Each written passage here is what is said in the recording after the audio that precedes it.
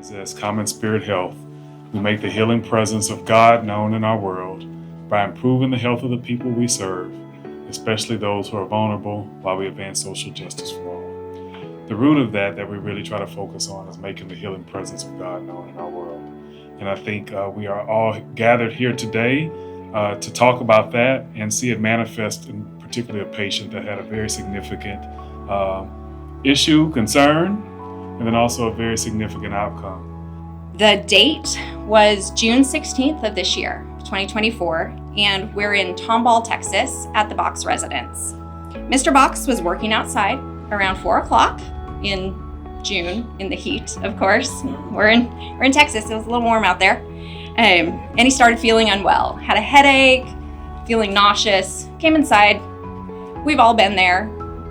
I'll take a shower, I'll feel better in a little bit, right?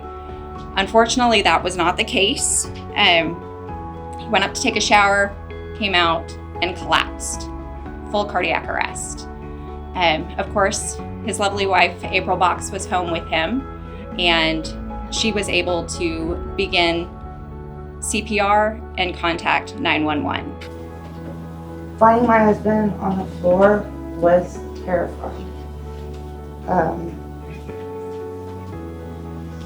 I'm so thankful for the people who showed up at my home just in time because I was exhausted. I was terrified. Knowing I had people to rely on to help me, I can never be more appreciative, and I truly appreciate everyone who has helped our family. Working in dispatch, I know, even though I go in day out and I'm helping people, I know the people on the other line, that's the worst day of their life. So seeing how your loved one was able to do full recovery, is here today, able to see all the people that help him, helps me every day as well, knowing that what I do actually does help. It was Father's Day, and all of us were supposed to have our families up there. And they did come up. So just preparing for a normal day for us, and when we got the call, we showed up on scene. They told us there was CPR in progress. We went upstairs. He was next to the bed and confirmed that there was CPR in progress, and we went to work. We started getting the eye gel ready while somebody's doing chest compressions, and getting the oxygen ready, and getting his BVM ready as well. Doing everything we could until ESD-11 showed up on scene. The saying goes for raising a child is it takes a village. The same thing is for cardiac arrests. It always takes a village. It first starts off with dispatch, and then it goes into family on scene or anybody trying to start, and then usually fire department does show up for us. What I remember about that day is that the distraughtness in you were irrevocably, and I just remember seeing him on the ground, and we just started.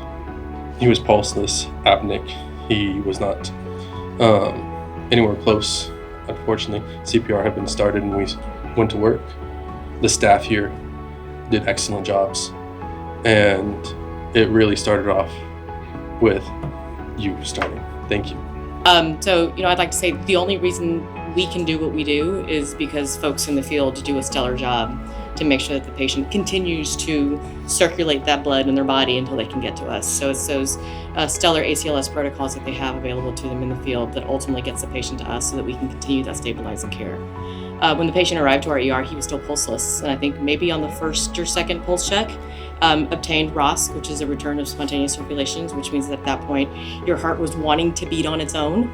It sounds like we had the first EKG, which obviously did not look normal, but was not consistent with an overt heart attack. Dr. Permenter persisted and did everything that he needed to do to continue to stabilize you. And upon the second EKG, it was obvious at that point that we were probably dealing with a heart attack. And that's when, and he had been in contact and communication with Dr. Rawasio throughout that time. And at the time of that second EKG, it was evident that you needed to go to the cath lab so that Dr. Rawasio could then continue to do what he ultimately did for you. When I was in training, one of the docs told me that there's no such thing as coincidence, but but it's actually the Lord in synchronization working with your life. And I think all the puzzle pieces from Mrs. Box, EMS, the ER, cardiology, Dr. Washington team, us, the nursing staff, and the other members of the hospital staff, essentially were the puzzle pieces to give you your second chance at life, Mr. Box. I don't know if you remember, but when I extubate you after telling you to wiggle your thumbs multiple times to make sure you had good neural status after 45 minutes of CPR, we completed your puzzle. God has given Mr. Box a gift of life. And so I would say that as we reflect on your journey, Mr. Box, let us all acknowledge the incredible families, friends, and caregivers who have stood by your side.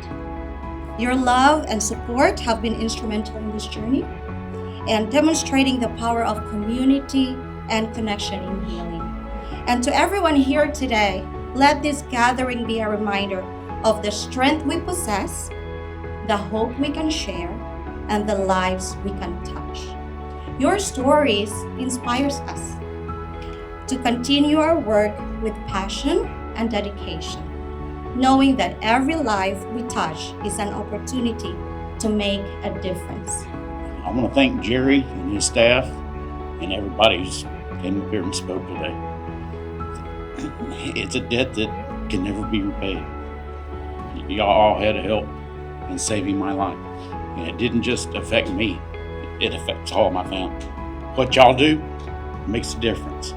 Every call you show up on, it don't affect just the person like me laying on the floor. It's the wife, the daughters, the fathers, stepmoms.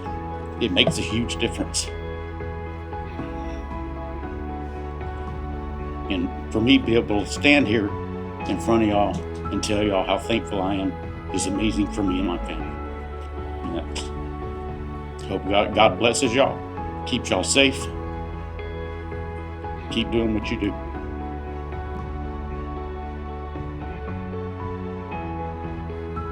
To our team, thank you for all that you do, the work each and every day. It makes a difference. To our EMS partners, thank you for trusting us. Thank you for choosing us.